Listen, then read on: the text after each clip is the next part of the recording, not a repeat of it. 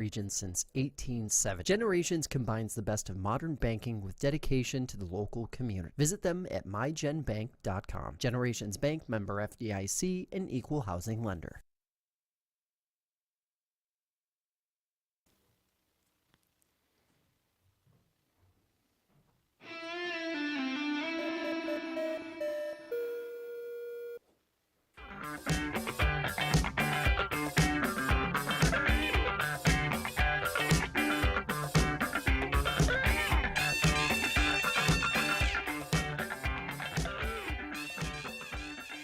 Hello, everybody. Welcome in to the FL1 betting podcast here on FingerLakes1.com. Paul Russo, Jim Sinicropi, Kyle Evans here with you.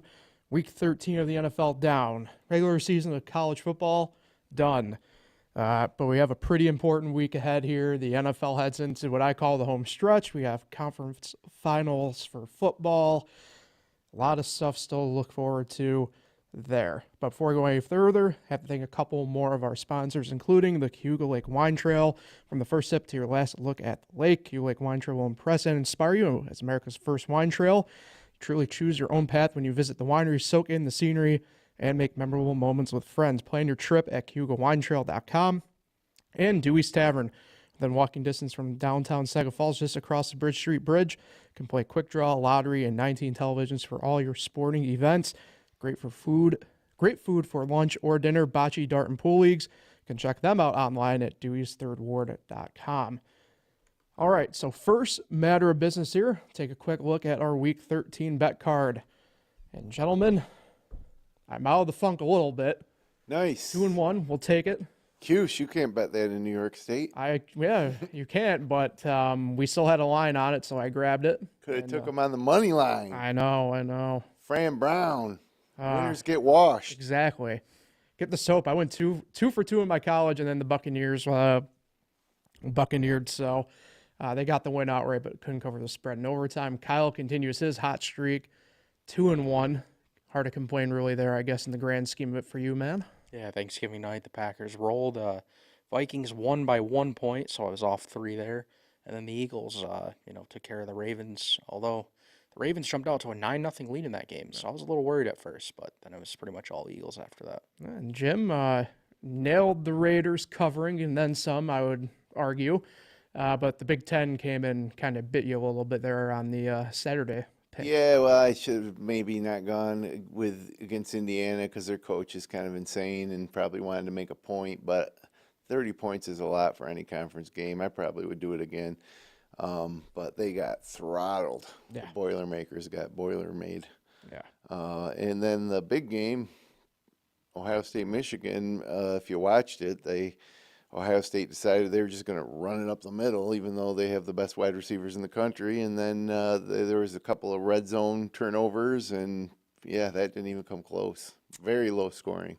Yeah. One of the only times that rivalry's gone under in the last 20 times. It's been like 2 or 3 times it's gone under. So anyways, but I did have a good weekend. I was going to tee this up here for you because you did have quite the weekend, and I'm going to throw it back over to you. It's been, for you guys over there in terms of the stories this year, it's been pretty good. So, Jim, you got one of your own to share. Well, I did a 8-team money line parlay. I do between 4 and sometimes 10 every week in the NFL, just in addition to like either betting some of these games straight or betting 2-team parlays. So anyways, I win the 7th leg, which was Buffalo on Sunday night. And then I come into Monday needing Denver to win to complete the parlay. $10 to win $5.75. And so, now I'm heading into Monday Night Football for how are you going to hedge it, because I'm just not going to have an opportunity to have that much leverage on the sports book and not come out of there with something, no matter how much I thought that Denver was going to win.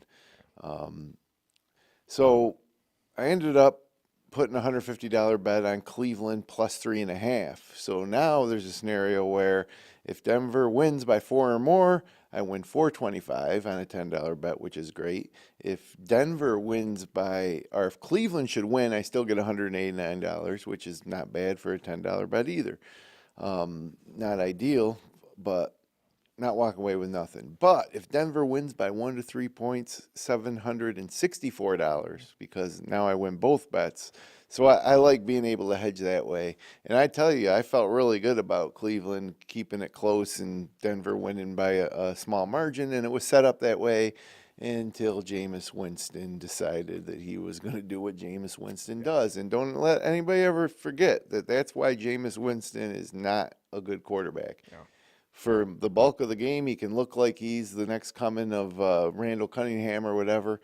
But when it came right down to it, 2 interceptions at the end cost Cleveland the game, or any chance they had at winning the game. It cost me my bet by just not scoring that last touchdown. Yeah. So we had the full Jameis Winston experience Yeah. in full effect, as we call it there. But it was good. And it's another side note, they were offering me $345 to cash out before the Denver game. So you could see that if Cleveland did win, I would have been dumb not to take the cash out. But any other scenario was better than the cash out. Right.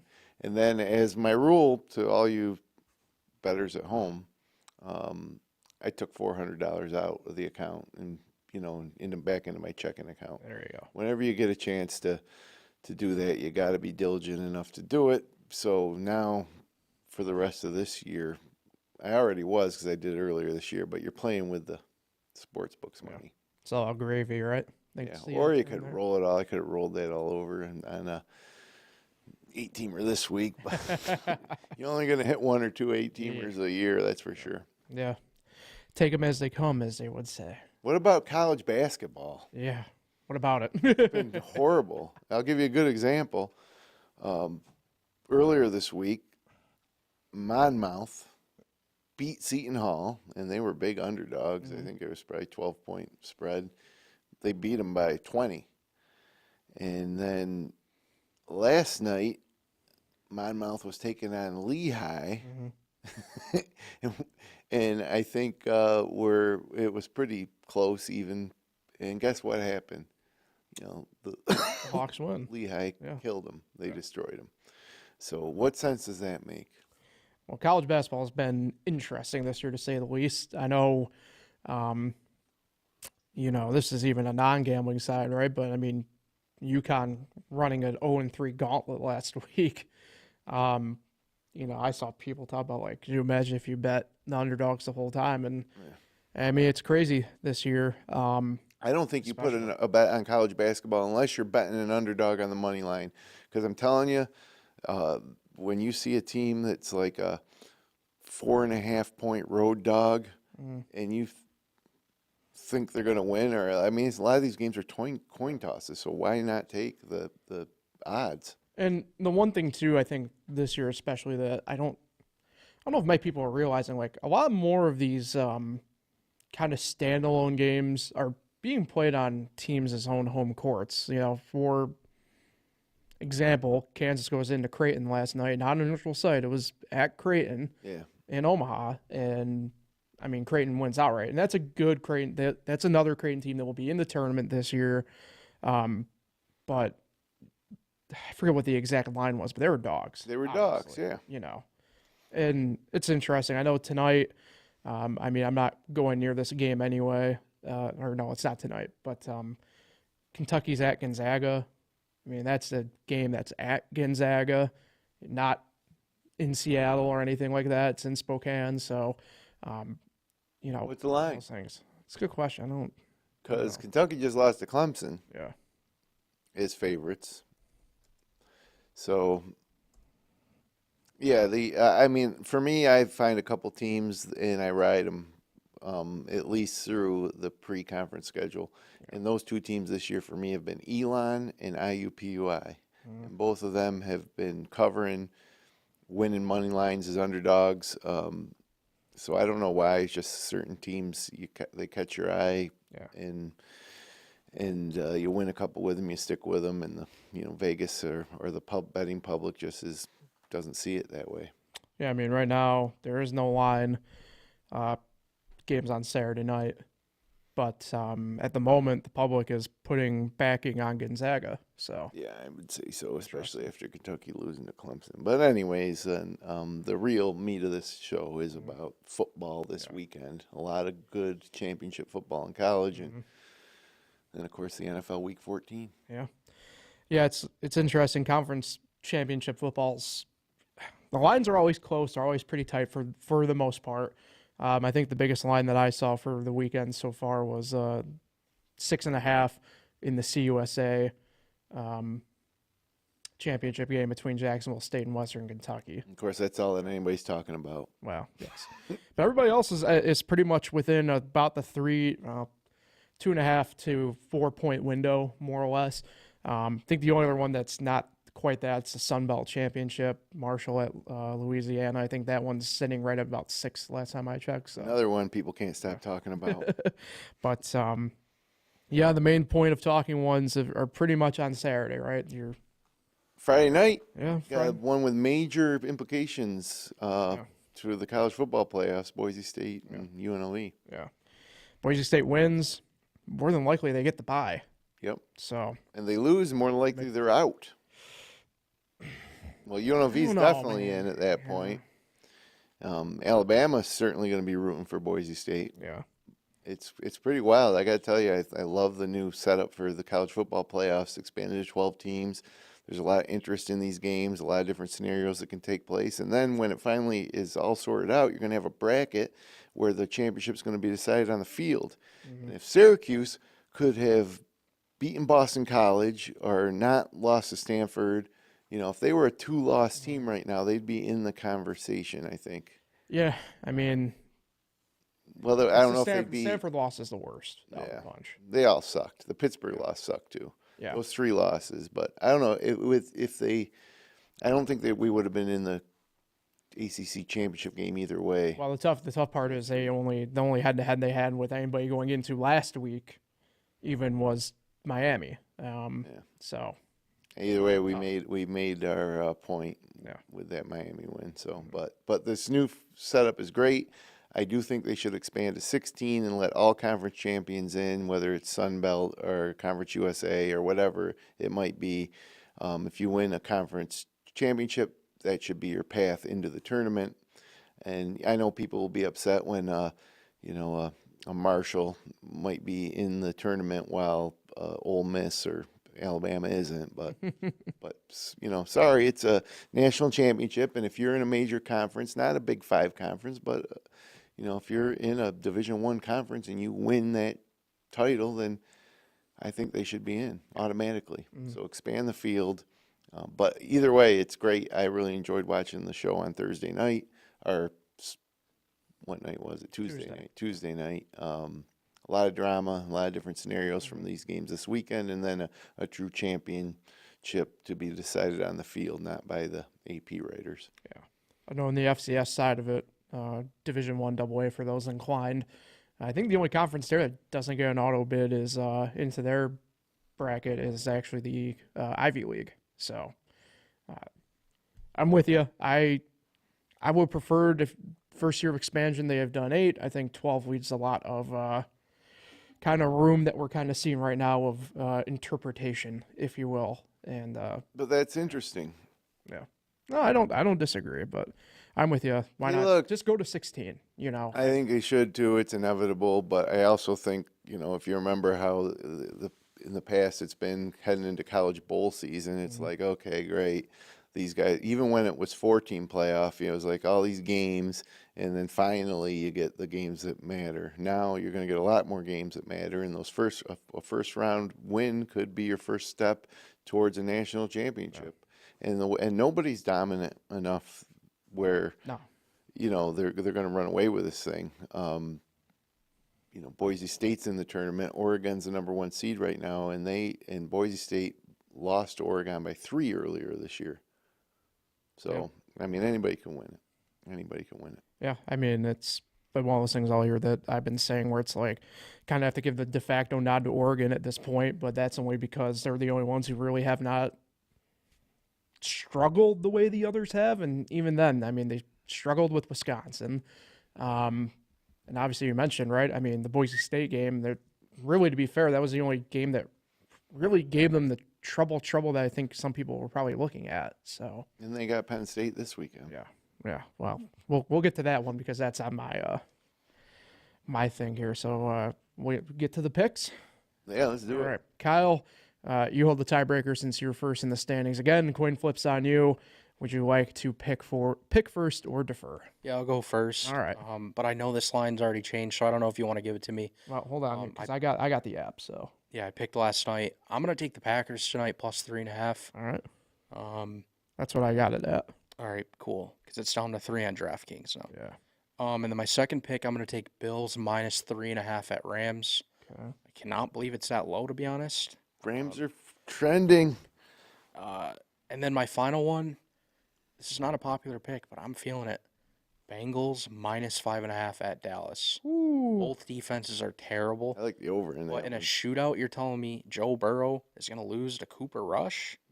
No, Joe's No, going to do. the Bengals going are to do going to enough. beat them by more. The Bengals are going to beat them by 15. That's what I think. I can get you a flat 5, Kyle. All right, that's cool. You're not even going to need it, but take it. Yeah.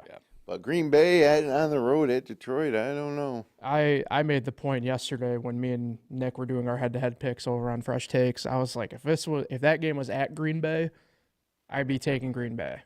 But I don't know. I think you're getting. No, if it was at obviously Green the Bay and they were getting 3.5, I'd take them too. But I don't know if they would be getting 3.5 at Green Bay, and I don't know if they can win in the Ford Field.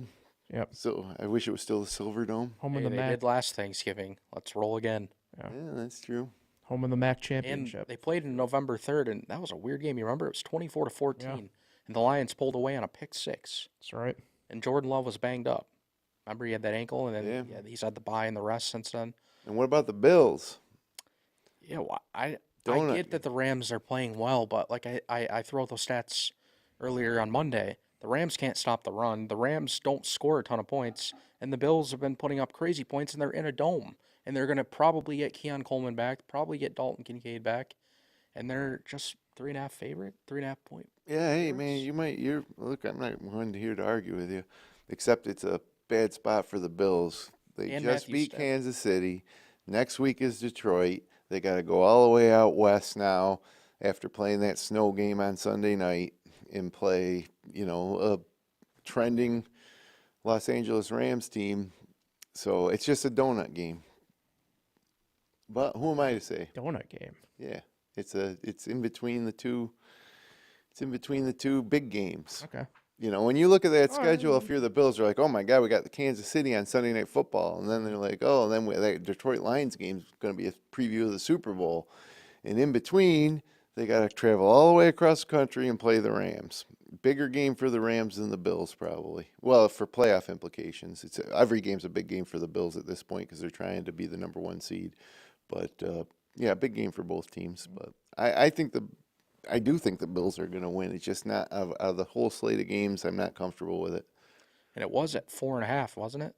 I think just Monday it was. I think it opened at 5.5 Oh, yeah. Sunday so- night, and I don't that's know. how that went. To me, it just seems like it's a good pick, but again, it's the NFL and crazier things happen. Right. Yeah. All right. I'll go now. Got one of those conference title games in mind, and I'm doing Oregon -3 against Penn State. I do not believe in the Lions. I think they're frauds. Syracuse has never been more back. Screw Penn State. We're taking the Ducks. Yeah, I agree. Penn State. This is a perfect spot for Penn State to crap on themselves. Exactly. Franklin and company. And I would love nothing more than for that to happen. 2 NFL for me. Carolina +13 at Philadelphia. They've been hanging tough, been doing really good. It's the biggest line of the weekend, and someone we kind of keep going back to a little bit every now and then on here. If you're going to give me that amount of points in the NFL, That is on my list, but I'm not going to take it now because I got backups in case, But I agree with you. I had it at 12.5, and same thing with how big of underdogs were they last week to the Tampa? 6, I think. Yeah, they should have won the game outright. Yeah. And then my last one, I'm doing the Seattle Seahawks +3 at Arizona. won outright in Seattle earlier this year. Also was underdogs. I kind of like the vibes a little bit better with the Seahawks and the Cardinals right now. And frankly, that's really the only other game I felt confident enough taking points one way or another. So that was it was a short list in my mind personally to pick from this week. And it's what I'm rolling with. All right. All you, Jim. We talked about Boise State, UNLV earlier. I'm taking Boise State minus the 3.5. They won by 5 in the regular season matchup at UNLV back in October. Too much on the line for Boise State. And again, we mentioned the number 1 seed in the tournament right now would be Oregon, and Boise played them to 3 points back in September. Yeah. So sorry, Running Rebs, going with Boise State. Sticking in college for the next one, I'm going with SMU minus 2.5 against Clemson. There's a reason why SMU is the higher seed and Clemson is looking to backdoor their way in. It's because SMU is the best team probably in the ACC right now, and 2.5 probably not enough. Clemson's been less than Can impressive. get you at a flat 2, by the way. I'll take the flat 2. You got What it. I can get. So yeah, go Mustangs. They're in the ACC now. Pony Express. And people wonder, well, or maybe they don't, but like SMU, where'd they come from? They're in the ACC now, and all of a sudden there's a lot of donors. Oh, yeah. A lot of boosters in SMU. I don't know if you remember the days of Billy Sims and Well, I wasn't alive, obviously, for any of that, but by far, one of my favorite, if not the favorite 30 for 30 of mine is the Pony Access one, which is about SMU and the program and the death penalty and everything. And now although they can do it and it's legal. well, not all of it, but yeah. Yeah. Well, I mean, they can put their millions of dollars, all this oil money or whatever the heck's going on down there. They got SMU has a ton of boosters. I'll say it was Eric. Although Eric Dickerson went to SMU, Eric Dickerson. but and one of my favorite recruiting stories involves him because SMU and Texas A&M were the two really colleges going at him there at the end for his recruiting, and he showed up to school one day with a Grand Trans Am, and the joke was the gold Trans A&M. Not directly SMU in that sense, but being in Dallas compared to even the other schools still at this time, I mean, the money's sleeping giant in this new era of college football, as are the Orange of Syracuse. Goddamn right. Hey, I'm telling you, when I see these guys come in the transfer portal, like the quarterback from Texas A&M, probably number 1 prospect, he's considering Syracuse. People look at what Fran Brown did and what Kyle McCord did. So we're going to have a top quarterback next year, whether it was, we recruited him or whether we're getting a transfer portal guy, and he's got the great recruiting class already. And I'm in for it. Yeah, it was a pretty good day yesterday. Yeah, I'm in for it. Yep. Let's go. Hell yeah. You got one more, Jim. Or I guess as many as you want, technically. Well, like I said, I had Carolina plus 12.5 against the Eagles, but I'll go a different route. I'm going to take the Chargers plus 3.5 at Kansas City on Sunday night. I'm more than happy to bet against the Chiefs when they're given points this year. Get you 4, by the way. And I'll take the extra point. It might come in handy. Chiefs are not that good. They're winning games by the skin of their teeth. But if you're going to give me another top team in the AFC coming in, getting 4 points, I'll take them. Take my chances. More than often than not, it'll be a close game that Mahomes wins in the last second, getting them into field goal range just in time to kick one and win by 2 or something. So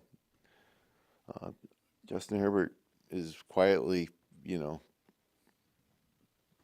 establish himself, I think, as a top 5 quarterback in the league. People don't talk about him like that, but what he's done this year is great. And Kansas City wins games, but definitely not what they used to be. Can't keep getting away with it, What do you think about that one, Kyle? I wanted to do it, but McConkey might not be playing, so that scares me. J.K. Dobbins is hurt. I know Gus Edwards can still run the ball, but I don't know. It worries me a little bit. That's why I stayed away from it. But you do have a point. I mean, how can you not pick that? Because they keep Look playing. at, you could, I do understand that there's those issues, but the Raiders beat them last week. I mean, let's face it, the Raiders beat them last week, right? And how many other teams beat them before the refs bailed them out at the last minute? The Bills outright. Yeah, well, there you go. They're the one team that actually did beat them. Yeah. But yeah, I'm happy to bet against Kansas City when they're given points, which is every week. Yeah. All right. That about does it. My only other thing I wanted to bring up, and Kyle, this is getting thrown to you. Four Nations rosters got announced yesterday for the NHL. Pretty stacked rosters overall for this event. Do we know, are we going to see any lines on that coming up or no? I don't know. I would think so very soon. I know USA is pretty stacked based on the four lines there and the defensemen and the goalies. Some of these teams they lack goaltending. Yeah. I think that's what's gonna kill them. I think USA has great goaltending. Very excited to watch it. Not happy that Tate Thompson was left off from it. Buffalo Sabres should have been on there. But yeah, I'm ready for it. Sabres got some representation, though, throughout a little bit. Rasmus Though, Dahlin, Ukko-Pekka Luukkonen, but Tate Thompson belongs on there. What else, Tuck? Him too, but There you go. they're so loaded that there's really no room for talk. Yeah, I was. I don't know if I was surprised or not, but Gunsel for me with the Lightning got onto the roster for USA, and I was like, oh, okay, that's nice. It's from his cup days with Pittsburgh. Probably, yeah. He's a good player, but not superstar player. What are you gonna do? We'll take What it. about NBA Cup? Well, I've been winning NBA what do we got? What kind of bets? Is Friday? Props? Is tomorrow the last day of the games, right? Before the tournament? No, I thought like the championship stuff is coming up very soon. No, I know. I'm just. I don't know how. I don't really know how it works. I just know that We're in year 2 of it, and I have no idea. it's so dumb, honestly. But yeah, I've been winning player props. Just like I had like 3 players to score 15 or more points, and then I put like the Celtics money line, and I put 50 to win like 170. So I don't know. I've been doing stuff that's like, taking it like not doing crazy odds. Yeah. Because I want to win money. I want to put more money and just gain at least a little bit, and then gain that way. And then when NFL Sunday comes, I've been putting like hundreds of dollars. Like last Sunday, I put $100 to win 470. I like winning bigger bets like that. I want a money line parlay. Player props Player in props? the NFL, like Joe Burrow 225 plus, Justin Jefferson 5+ receptions. Just Like stuff parlay like that. together or individual? Yep, and I'll put 100 to win like 470, 500. I Yep. was 4 Nick Chubb yards away on Monday night from winning 700. I was, who was it? I like to do the touchdown parlays too. I'm bad at Because those. the odds are ridiculous, but they're hard to hit because you think, oh yeah, of course he's going to score a touchdown. Not everybody's not. I've never won one of those. I don't know about you, Paul, but touchdown parlays are the hardest ever. Yeah, I don't know. It kind of depends. I hit one this past week with Brian Robinson and freaking. Or no, this was 2 weeks ago. It was Robinson and AJ Brown, but yeah. the odds are usually pretty good, especially if you're going off of a guy that's not at the top of the list. I'm trying to pull up here. Like tonight, who would you, like off the top of your head, pick to score? My Lions, guy, Packers. David Montgomery. Yeah, Montgomery. I like Christian Watson to score tonight. I actually do have I put something together for tonight that had Watson as a touchdown scorer. He had last week. He should have had when he dropped it or he was overthrown.